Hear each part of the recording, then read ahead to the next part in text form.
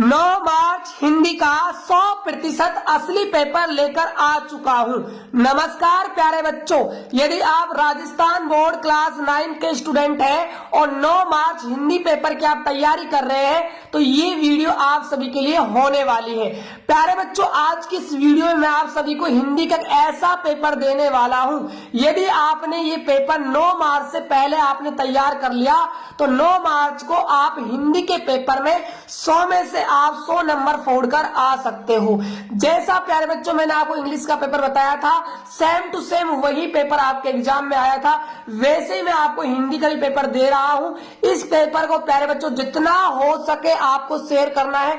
मुझे इस वीडियो पर 1 लाख व्यूज चाहिए, है ना। तो आप सभी ने इंग्लिश की वीडियो प्यार दिखाया, तो उसी प्रकार आपको हिंदी की वीडियो पर भी प्यार दिखाना है। और प्यारे बच्चों, इस वीडियो के अंदर मैं आप सभी को इस पूरे पेपर का भी सॉल्यूशन भी देने वाला हूं, तो वीडियो को शुरू से लेकर अंत तक देखना है। वीडियो को कहीं पर भी स्किप नहीं करना है। और प्यारे बच्चों, आप सभी से छोटी सी रिक्वेस्ट है, अभी तक आपने यूट्यूब चैनल को सब्सक्राइब नहीं किया है तो भाई जल्दी से कर लीजिए और वीडियो को लाइक भी कर दीजिएगा और इस वीडियो को अपने दोस्तों के साथ भाई शेयर भी आप कर दीजिए। तो चलिए बच्चों स्टार्ट करते हैं हमारे पेपर का सॉल्यूशन। देखिएगा ध्यान से, आप देख सकते हो यहाँ पर बच्चों आपको जो अनुक्रमांक है आपका, वो आपको अंकों में लिखना है। अनुक्रमांक का मतलब रोल नंबर है, आप सभी जानते हो, ठीक है। और यहाँ पर बात करें हम कुल प्रश्नों की संख्या की तो 24 आपके प्रश्न एग्जाम में पूछे जाएंगे। और बात करें समय की तो 3 घंटे 15 मिनट आपको भाई समय मिलने वाला है। और पूर्णांक की बात करें तो 100 नंबर का आपका भाई पेपर होगा। कक्षा 9वीं वार्षिक परीक्षा 2025-26 का ये पेपर है बच्चों। हिंदी विषय का आपका ये पेपर है। पेपर का कोड नोट कर लीजिएगा, 902 आपके भाई पेपर का कोड होने वाला है। और यहाँ पर बच्चों आप देख सकते हो C902 आपका पेपर का कोड है। और यहाँ पर देख सकते हो 19, 36, 56 आपका भाई क्या होने वाला है, सीरियल नंबर पेपर का होने वाला है। और यहाँ पर आपको सामान्य अनुदेश भी दिया हुआ है, इनको भी एक बार आप रीड अच्छे से भाई कर लीजिएगा। तो चलिए बच्चों हम देखते हैं हमारे पेपर में। सबसे पहले देख लीजिए, यहाँ पर है आपका खंड ए। खंड ए के अंदर देख लीजिए आपका जो पहला प्रश्न है कि निम्नलिखित पठित गद्यांश को पढ़कर पूछे गए प्रश्नों के उत्तर दीजिए। ये आपको एक पठित गद्यांश दिया गया है, इसको हमें सबसे पहले पढ़ना है और पढ़ने के बाद जो जो यहाँ पर प्रश्न पूछे गए हैं उन सभी का मैं आपको आंसर दे रहा हूं। तो देखिए हम सबसे पहले गद्यांश को पढ़ते हैं ना। देखिए, आचरण का विकास जीवन का परम उद्देश्य है। आचरण के विकास के लिए नाना प्रकार के संप्रदायों का जो संसार संभूत शारीरिक, प्राकृतिक, मानसिक और आध्यात्मिक जीवन में वर्तमान है, उन सबका क्या एक पुरुष और क्या एक जाति के आचरण के विकास के साधनों के संबंध में विचार करना होगा। आचरण के विकास के लिए जितने कर्म हैं उन सबको आचरण के संगठनकर्ता धर्म के अंग मानना पड़ेगा। चाहे कोई कितना भी बड़ा महात्मा क्यों न हो, वह निश्चय पूर्वक यह नहीं कर सकता कि वो ही करो और किसी तरह नहीं। आचरण की सभ्यता की प्राप्ति के लिए वह सबको एक पथ नहीं बता सकता। आचरणशील महात्मा स्वयं भी किसी अन्य की बनाई हुई सड़क नहीं आया, उसने अपनी सड़क स्वयं ही बनाई थी। इसी से उसके बनाए हुए रास्ते पर चलकर हम भी अपने आचरण को आदर्श के ढांचे में नहीं ढाल सकते। हमें अपना रास्ता अपने जीवन की कुदाली की एक एक चोट से रात दिन बनाना पड़ेगा और उसी पर चलना पड़ेगा। हर किसी को अपने देश कालानुसार राम प्राप्ति के लिए अपनी नैया आप ही बनानी पड़ेगी और आप ही चलानी भी पड़ेगी। वस्तुतः कोई भी धर्म संप्रदाय आचरण रहित पुरुषों के लिए कल्याणकारक नहीं हो सकता और आचरण वाले पुरुषों के लिए सभी धर्म संप्रदाय कल्याणकारक है। सच्चा साधु धर्म को गौरव देता है, धर्म किसी को गौरवान्वित नहीं करता है। तो ये बच्चों हमने फटाफट से क्या है, इस गद्यांश को पढ़ लिया है। अब हम इसके भाई आंसर देखने वाले हैं। तो देखिए हमारा जो पहला प्रश्न है वो क्या पूछा है कि लेखक ने आचरण का संगठनकर्ता किसे बताया है। ऑप्शन ए है कर्म को, ऑप्शन बी है धर्म को, ऑप्शन सी है महान व्यक्तियों को, ऑप्शन डी है आपका जाति को। अब देखिए इसका आंसर आपको कहाँ मिलेगा बच्चों, देखो यहाँ देखो, उन सबको आचरण के संगठनकर्ता धर्म के अंग मानना पड़ेगा, है ना। तो यहाँ पर आपका आंसर हो जाएगा धर्म को, है ना। तो यहाँ पर आपका बे ऑप्शन बिल्कुल राइट हो जाएगा। अगला क्वेश्चन क्या है कि महात्मा शब्द में कौन सा समास है। ऑप्शन ए है तत्पुरुष, ऑप्शन बी है द्विगु, ऑप्शन सी है बहुब्रीहि, ऑप्शन डी है कर्मधारय। तो देखिए महात्मा, महात्मा का मतलब होता है महान है जो आत्मा। तो इसमें कौन सा समास हो जाएगा बच्चों, कर्मधारय समास में हो जाएगा। अपना तीसरा प्रश्न है कि उपरोक्त गद्यांश का उचित शीर्षक बताइए। तो देखिए इस पूरे गद्यांश के अंदर हमारे आचरण की बच्चों क्या है बात की गई है ना। तो यहां पर इसका जो शीर्षक हो जाएगा नोट कर लीजिए, आचरण का विकास। ये इसका क्या है भाई उचित शीर्षक हो जाएगा। चलिए बात करते हैं हम नेक्स्ट क्वेश्चन की, देखिएगा ध्यान से। अगला हमारा क्वेश्चन क्या होने वाला है, देखिए मानव जीवन का परम उद्देश्य क्या है। तो देखिए इसका आंसर हमें कहां पर मिलने वाला है। देखिए यहां पर शुरुआत में देख लीजिए, आचरण का विकास जीवन का परम उद्देश्य है। इतना आप आंसर लिख कर आओगे क्वेश्चन नंबर 4 का आंसर, ठीक है। अगला हमारा क्वेश्चन देखिए 5वें नंबर में क्या है, आचरणशील महात्माओं की क्या विशेषता है। तो देखिए इसका आंसर आपको कहां पर मिलने वाला है, महात्माओं की क्या विशेषता है ना। तो महात्मा आपको यहां पर ढूंढना है। देखिए इसका आंसर आपको कहां मिलेगा, देखिए यहां से, आचरणशील महात्मा स्वयं भी किसी अन्य की बनाई हुई सड़क से नहीं आया, उसने अपनी सड़क स्वयं ही बनाई थी। इतना इसका आंसर हो जाएगा 5वें का आंसर बच्चों, ठीक है। अब देखिए जो छठा आपका प्रश्न है वो क्या बोलता है कि आचरण के विकास के लिए क्या जरूरी है। तो आचरण के विकास के लिए भाई क्या जरूरी है, देखिए यहां से इसका आंसर आप यहां से लिखोगे ना, क्वेश्चन नंबर 6 का आंसर, आचरण के विकास के लिए नाना प्रकार के संप्रदायों का जो संसार संभूत शारीरिक प्राकृतिक मानसिक और आध्यात्मिक जीवन में वर्तमान है। इतना आप क्वेश्चन नंबर 6 का बच्चों आंसर लिखकर आओगे। तो ये हमारा गद्यांश था, पहला हमारा प्रश्न था बच्चों, इसका मैंने आपको कंप्लीट सॉल्यूशन दे दिया है ना। अब हम बात करेंगे सेकंड यहाँ पर क्वेश्चन की। देखिएगा दूसरा हमारा प्रश्न क्या होने वाला है। दूसरा हमारा प्रश्न है कि निम्नलिखित अपठित काव्यांश को पढ़कर पूछे गए प्रश्नों के उत्तर दीजिए। यहाँ पर आपका अपठित काव्यांश होने वाला है ना। तो इस काव्यांश को एक बार आप अच्छे से पढ़ते हैं और फिर इसके भाई आंसर मैं आपको बताऊंगा, है ना। देखिए नीलांबर है ना, नीला अंबर परिधान हरित पट पर सुंदर है, सूर्य चंद्र युग मुकुट मेखला रत्नाकर है, नदियां प्रेम प्रवाह फूल तारा मंडन है, बंदीजन खग विंद शेष फन सिंहासन है, करते अभिषेक पयोध है, बलिहारी इस देश की है मातृभूमि तू सत्य ही सैगुण मूर्ति सर्वेश की, जिसकी रज में लोट लोट कर बड़े हुए घुटनों के बल सरके सरक कर खड़े हुए, परम हंस सम बाल्यकाल में सब सुख पाए, जिसके कारण धूल धूल भरे हीरे कहलाए, हम खेल कूद हर्ष युक्त जिसकी प्यारी गोद में है मातृभूमि तुझको निरखे क्यों न हो मोद में। तो यहाँ पर मातृभूमि की बात की गई है बच्चों, ठीक है। तो देखिए यहाँ पर आपका पहला प्रश्न क्या है कि कवि किसके बारे में वर्णन कर रहा है। तो बच्चों पूरे काव्यांश में आपने देखा होगा कवि जो है मातृभूमि के बारे में वर्णन कर रहा है। तो इसका जो राइट आंसर है आपका ए ऑप्शन हो जाएगा मातृभूमि। अब बात करते हैं हम दूसरे प्रश्न की, करते अभिषेक पयोध है। पयोध शब्द का अर्थ क्या है बच्चों, है ना। ऑप्शन ए में है सागर, ऑप्शन बी है बादल, ऑप्शन से है नदिया, ऑप्शन डी है आपका अमृत। तो देखिए यहाँ पर जो पयोध है बच्चों, इस शब्द का जो पर्यायवाची जो शब्द होगा वो आपका बादल होगा। तो यहाँ पर आपका बे ऑप्शन राइट हो जाएगा। अब बात करते हैं हम तीसरे प्रश्न की, उपरोक्त काव्यांश का उचित शीर्षक क्या है। तो प्यारे बच्चों इस काव्यांश के अंदर मातृभूमि की बात की गई है, तो इसका शीर्षक हो जाएगा मेरी मातृभूमि। क्या हो जाएगा, मेरी मातृभूमि, इसका क्या है उचित शीर्षक हो जाएगा। चौथा हमारा प्रश्न है, कवि ने पृथ्वी का परिधान किसको बताया है? तो देखिए इसका आंसर कहां से आप लिखोगे? तो देखिए कवि ने जो पृथ्वी का जो परिधान है बच्चों, है ना, वो नीले आकाश को पृथ्वी का परिधान और हरियाली को उसका क्या बताया भाई? वस्त्र बताया है। ठीक है, ये इसका आंसर आप लिखकर आ सकते हो। चलिए मैं इसका आंसर आपको यहां पर लिखकर ही बता सकता हूं। चौथे का आंसर नोट कर लीजिएगा, मैं लिख रहा हूं। देखिए, कवि ने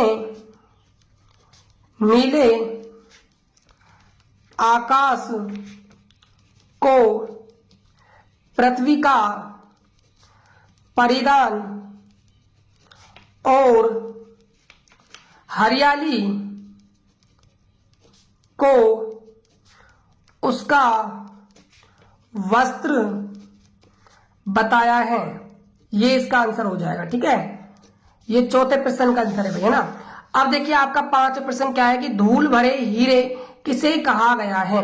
तो प्यारे बच्चों, यहाँ पर जो धूल भरे हीरे हैं वो खेलकर बड़े होने वाले बच्चों को कहा गया है। इसका आंसर आप लिखोगे यहाँ पर पांचवे का आंसर कि मातृभूमि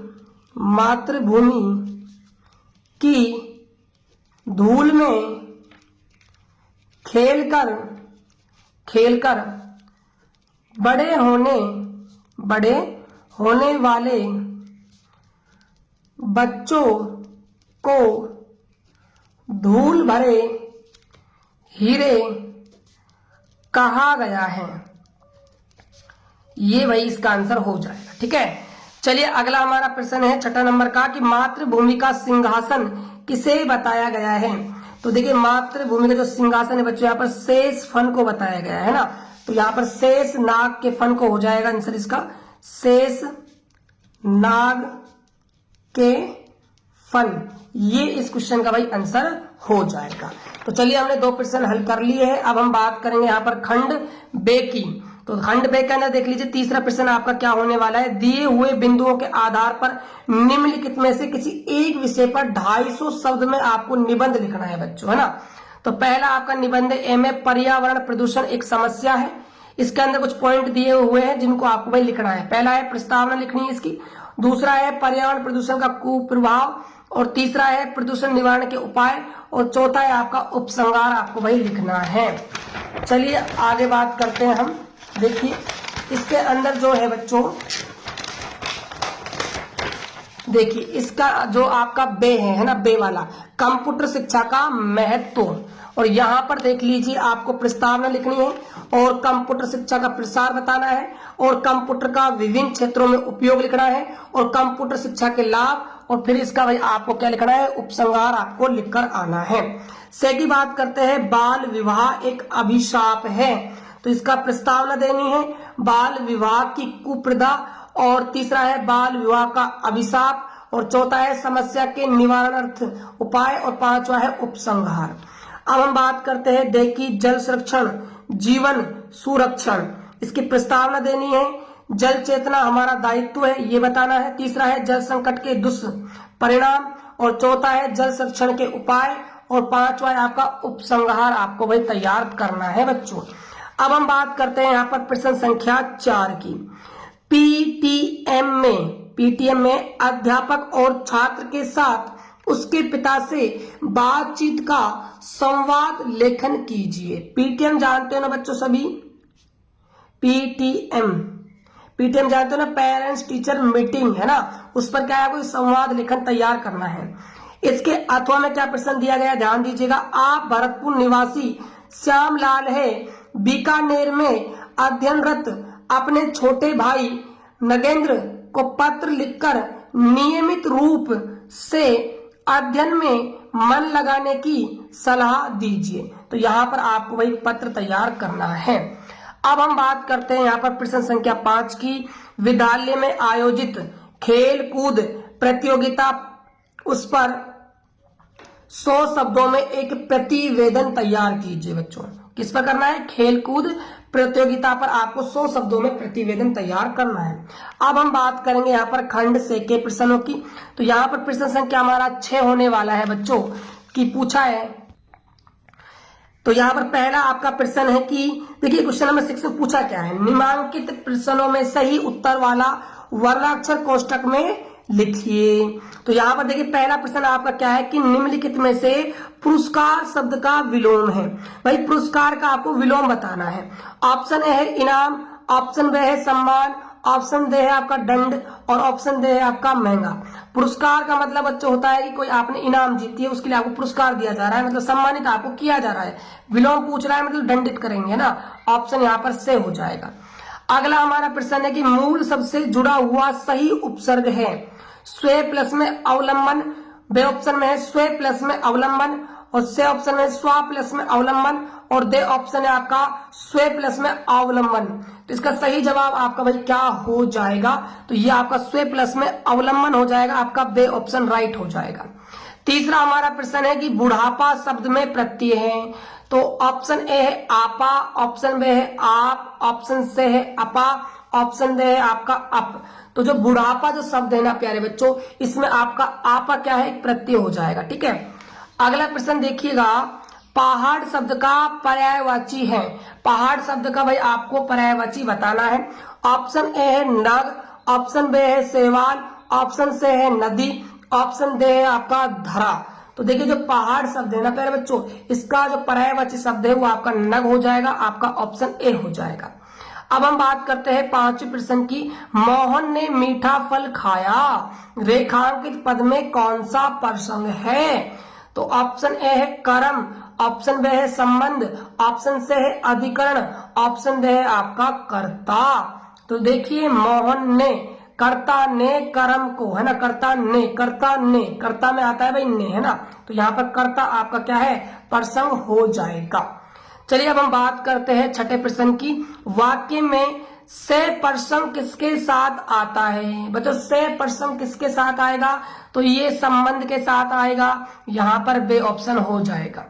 अब हम बात करते हैं यहाँ पर सातवें प्रश्न की। आंखों में धूल झोंकना मुहावरे का अर्थ स्पष्ट करते हुए वाक्य में प्रयोग करिए। तो बच्चों इसका मैं आंसर आपको यहाँ लिखकर बता रहा हूँ। क्वेश्चन नंबर 7 का आंसर नोट कर लीजिएगा अच्छे से। इसका जो अर्थ है, अर्थ नोट कर लीजिए पहले तो आप, है ना।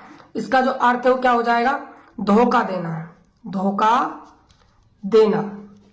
और बात करें वाक्य में प्रयोग की, तो आप प्रयोग करके लिख सकते हो, ठग ने पुलिस की आंखों में धूल झोंक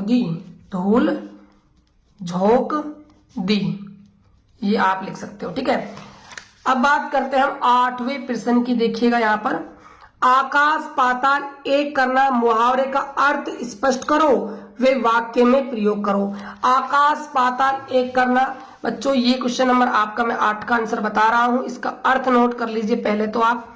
आकाश पाताल एक करना बहुत कठिन परिश्रम करना, ये इसका अर्थ हो जाएगा। वाक्य में इसके प्रयोग की हम बात करें तो नोट कर लीजिए, परीक्षा में प्रथम आने के लिए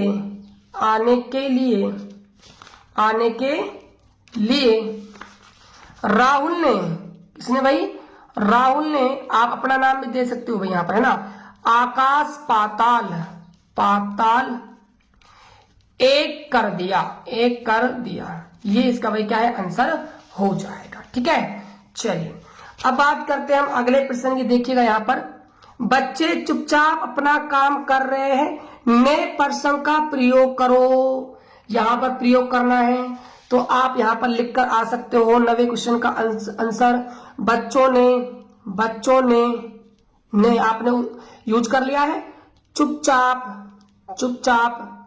अपना काम किया, ये इसका आंसर हो जाएगा। अगला है मिश्र वाक्य की परिभाषा लिखिए।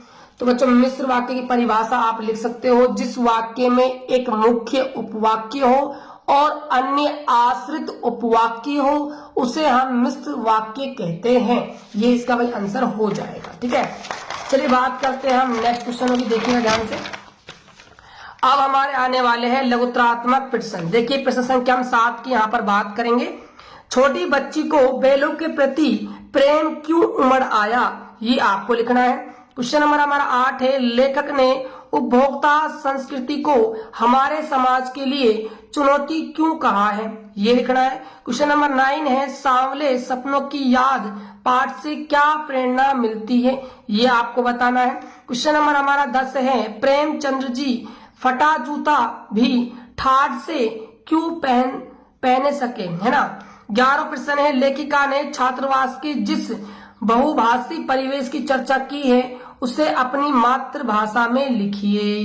क्वेश्चन नंबर 12 है कबीर ने ईश्वर को सब श्वासों की श्वास में क्यों कहा।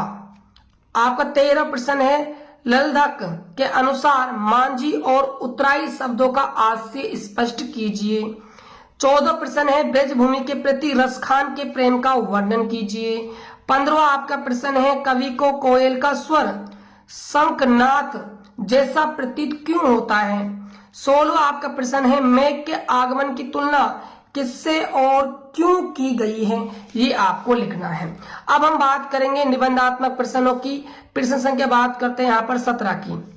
बांध टूटा झरझर वे कौन सा बांध था जो टूट गया, स्पष्ट कीजिए।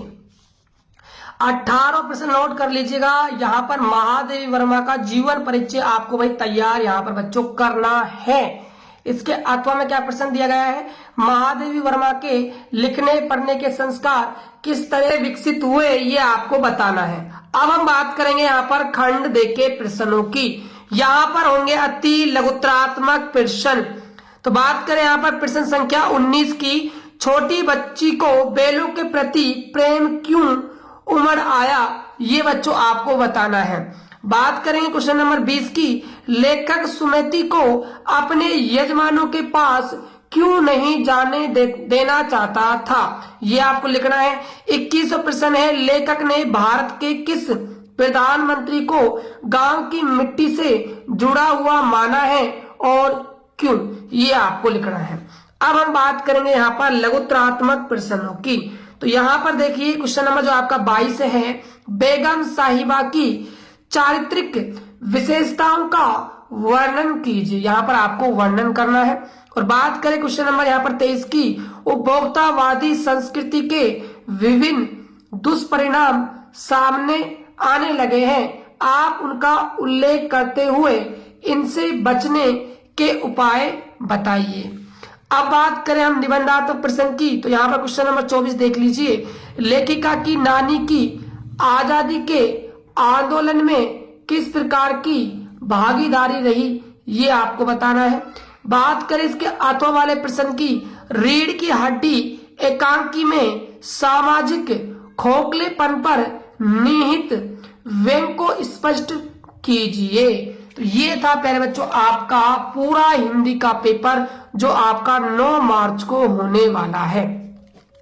तो प्यारे बच्चों आप इस पूरे पेपर को बिल्कुल सीरियस होकर आप तैयार कर लीजिए और इस वीडियो को आपको भाई शेयर करना है ना अपने दोस्तों के साथ। और चलो सब्सक्राइब नहीं किया है तो कर लीजिए। मिलते हैं नेक्स्ट वीडियो में, तब तक के लिए जय हिंद, वंदे मातरम, जय भारत।